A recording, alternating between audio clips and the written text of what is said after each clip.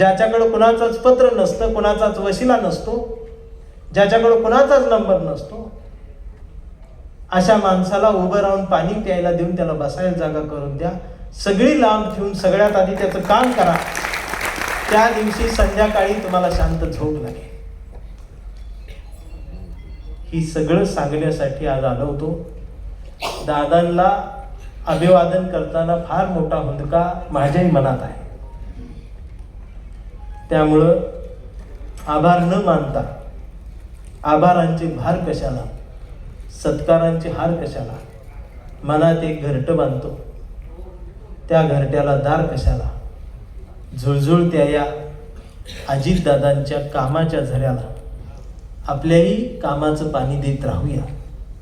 मिनमिनत्या या अजित पर्वाच्या विकासाच्या दिव्याला आपल्याही कामाचा उजेड देत राहूया.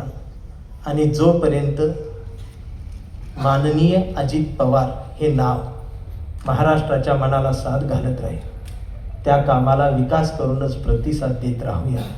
एवढं बोलून माय मराठीमधल्या खानदेशातल्या या मातृत्वाचा पदर असणाऱ्या नंदुरबारच्या मातीला धन्यवाद, आभारी आहे. पुन्हा भेटूया नव्या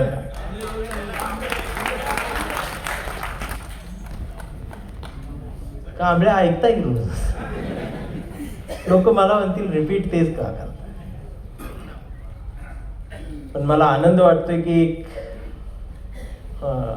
मराठी साहित्यातली ही एकमेव अशी कविता आहे अभिजित दादा, जी प्रत्येक स्टेजवर ज्यावेळेला उभा राहतो त्यावेळेला ती प्रत्येक माणसाला ती कविता आपली वाटते. पण आमच्यातल्या काही येड्यांना ती फक्त आमचीच वाटते.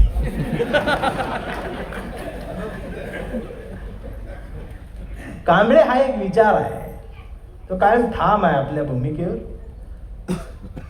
साध्या सरळ सोप्या भाषेत सांगायचं झालं तर एखाद्या ब्राह्मण कुटुंबातली एखादी सून, एखादी लेक ती संसार करते, ती ब्राह्मण असो तो कुठल्याही सवर्ण वर्गातली असो, ती संसार करत असताना तिला हुंड्यासाठी छळलं जाते किंवा तिला मुलगाच व्हावा यासाठी दाबलं जात आहे.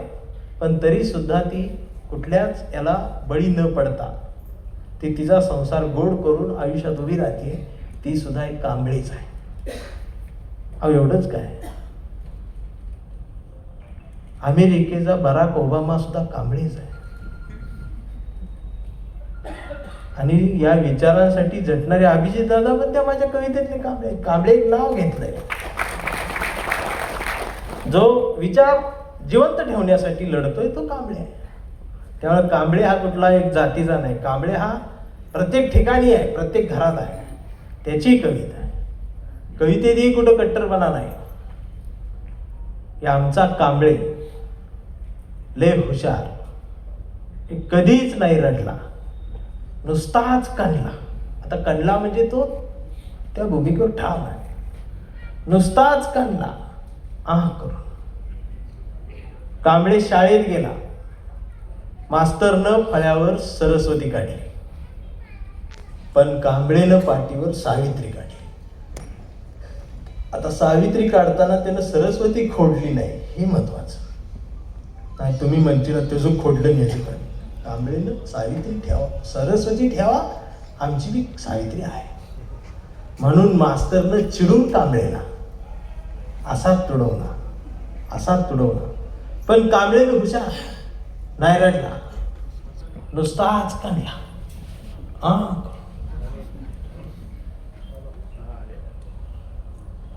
कांबळे वयात आला, विशीत आला, मिशीत आला. कांबळे गुलाबी झाला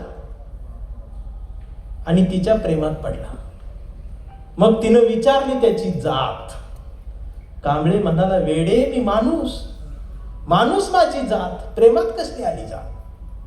मग तिनं पण कोपऱ्यात म्हणून कांबळेला असा तुडवला, असा तुडवला. पण कांबळे बी हुशार, नाही रडला, नुसताच काढला.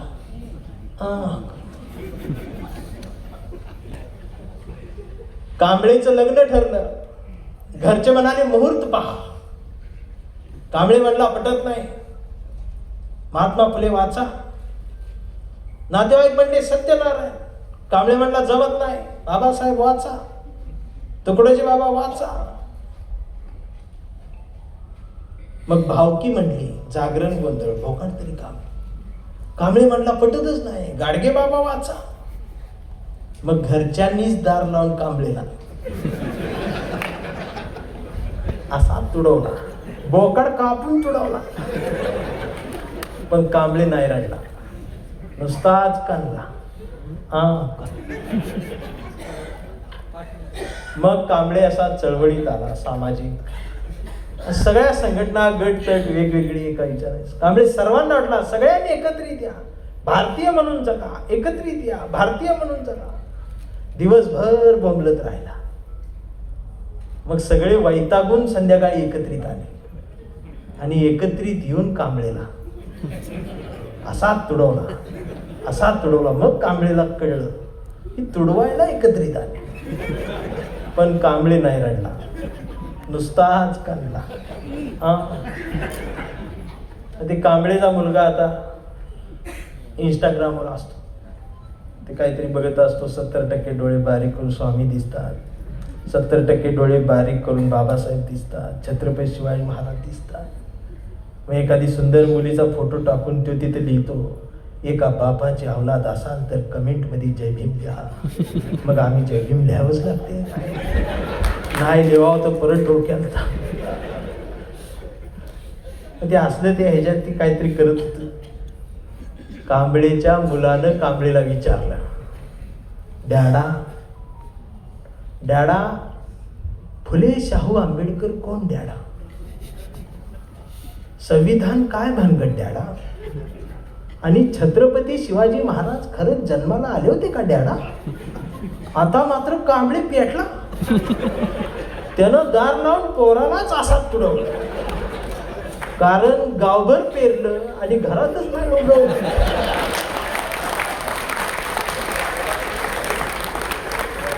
पण चिरंजीव कांबळे बी हुशार, तो डबल हुशार, तो दोनदा काढला. मग कांबळेच्या लक्षात आलं डीएनए मध्ये ही डबल विचार ही पुस्तकात जातात. आणि आता कांबळे वेडा झाला. कांबळेला वेड्यांच्या दवाखान्यात ढकलले. व्यवस्थेनं एक वेड्यांचा दवाखाना बनवलाय, त्यात कांबळे टाकला गेला, फेकला गेला. आणि कांबळे वेड्यासारखं भारतीय म्हणून जगतोय. कांबळे वेड्यासारखं मानवतेच्या घोषणा देतोय. कांबळे शिवराय ते भीमराय बोलतोय. कांबळे भगतसिंग सांगतोय, कांबळे चंद्रशेखर सांगतोय, कांबळे भारत सांगतोय, मानवता सांगतोय. पण कांबळेच्या एका हातात कुठल्या रंगाची चिंधी नाही. कांबळेच्या मांडीवर उघडलेलं संविधान आणि हातात तिरंगा आहे. कांबळे मानवतेच्या गोष्टी घेऊन भारत माता की जय म्हणून तिरंगा फडकावू पाहतोय. पण इथले व्यवस्थेतले डॉक्टर सुद्धा कांबळेला शॉक देऊन तुडवत आहे. पण कांबळे नाही रडत, तो नुसताच करतोय. हा कांबळे जोपर्यंत जिवंत आहे तोपर्यंत हा भारत भारत आहे, भारतीय इथला जिवंत राहणार आहे. हा शाहू फुले आंबेडकरांचा महाराष्ट्र आपण पुन्हा एकदा नव्यानं उभा करूया. आणि मी जाता जाता एक खरी गोष्ट सांगतो. मी प्रत्येक स्टेजवर असतो. मी काल कम्युनिस्टांच्या स्टेजवर होतो, काल चळवळीतल्या स्टेजवर होतो, आज तुमच्या स्टेजवर आहे, उद्या काँग्रेसच्या असेल, परत शिवसेनेच्या असेल. पण मी कुणाचाच नाही.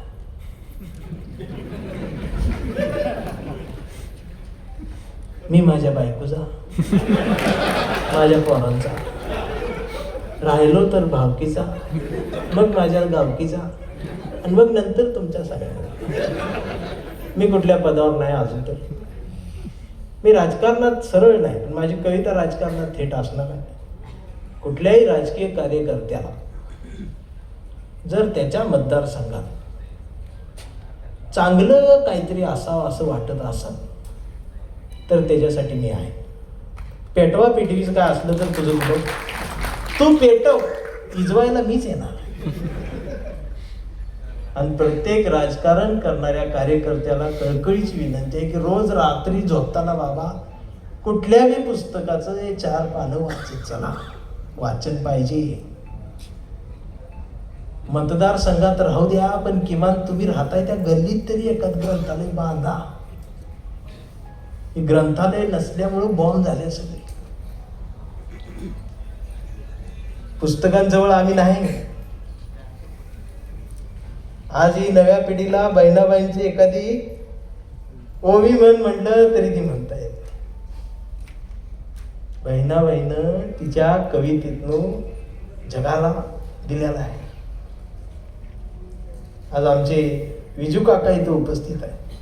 महाराष्ट्रातला प्रत्येक कवी खानदेशात आला की नंदुरबारला आमच्या विजू काकाकडे असतो आणि आम्ही त्यांना कलेक्टर म्हणतो, कारण त्यांच्याकडे कलेक्शन खूप आहे. या ठिकाणी आमचे अनिलदादा कुंवर आहेत शहादेचे. त्यांना विचारा, मी कवठे मंकाळमधनं एसटीने येत होतो. आम्ही 2 व्हीलरवर कार्यक्रम करायचो. घरातलं लोक गोळा करून आणून मी कविता ऐकायचो. इकडे येऊन वारुदादा आहे. पण ही बेनी सुद्धा जेव्हा टीव्हीवर दिसलो तेव्हा मग मला ऐकायला यायला. कविता आधी हीच होती, पण तिथं गेल्यावर यांना ऐकायला मग मला कळले की तिथं गेलंच पाहिजे. आणि दुनिया कॅमेऱ्याची आहे. त्याच्यामुळं राजकारण करा, समाजकारण करा, माणसाला माणूस म्हणून भेटत राहा. विरोधी पक्षाचा सन्मान असेल, विरोधकाचा सन्मान असेल. यशवंतराव चव्हाणांचा महाराष्ट्र म्हणून ओळख आहे आपली. शरद पवार साहेब आहेत, गोपीनाथ मुंडे साहेब आहेत, विलासराव देशमुख साहेब. आता ही नवीनच लोक राजकारणात अशी दिसत आहेत. अभिजित दादा जी सकाळी उठल्यापासून पेटवायचंच बोलते. तलवार कापून टाकू हे करू. आणि ती कार्यकर्ते बी तसलंच, होय भाऊ होय भाऊ. त्याच्यापेक्षा आज नंदुरबार मधलं चित्र बघून पटलं, देश अजून तरी आमचा खरा आहे. अभिजित दादा, तुम्ही तुमचे कार्यकर्ते सोन्यासारखी माणसं आहात आणि खानदेशाची माती ही प्रेमाची खाण आहे. ही बहिणाबाईंचं जातं, त्याची ओवी, खानदेशी आयराणी, लहेजा या भाषेचा, यातलं प्रेम. तुमची मग माझी ओळख तुम्ही कुठनं काढली आजपर्यंत माझी अशी ओळख करून दिली नाही. फक्त एवढंच सांगतात ही पुरस्कार ती पुरस्कार. मी भाजीपाला इकून इथं आलो, हे माझा पुरस्कार खरा आहे, त्यांनी ओळखला. या ठिकाणी सर्व कलाकार मंचावरती उपस्थित आहेत. त्यांचेही गाण्याचे शब्द माझ्या कानावर पडले. दादांना स्वरातून पण अभिवादन सुरू आहे, माझ्या कवितेतून शब्दातूनही सुरू आहे. तुम्हालाही डोळ्यासमोर जो फोटो दिसतोय त्या डोळ्यांमध्ये नीट पहा. महाराष्ट्राच्या भविष्याची अनेक स्वप्न त्या डोळ्यातून तशीच गेलेली आहेत. ती स्वप्न जाऊ देऊ नका. ती एक एक स्वप्न पूर्ण करणंच म्हणजे अजितदादांना जिवंत ठेवण्याचं काम आहे. ते आपण करत राहूया. सर्वांना नमस्कार, धन्यवाद.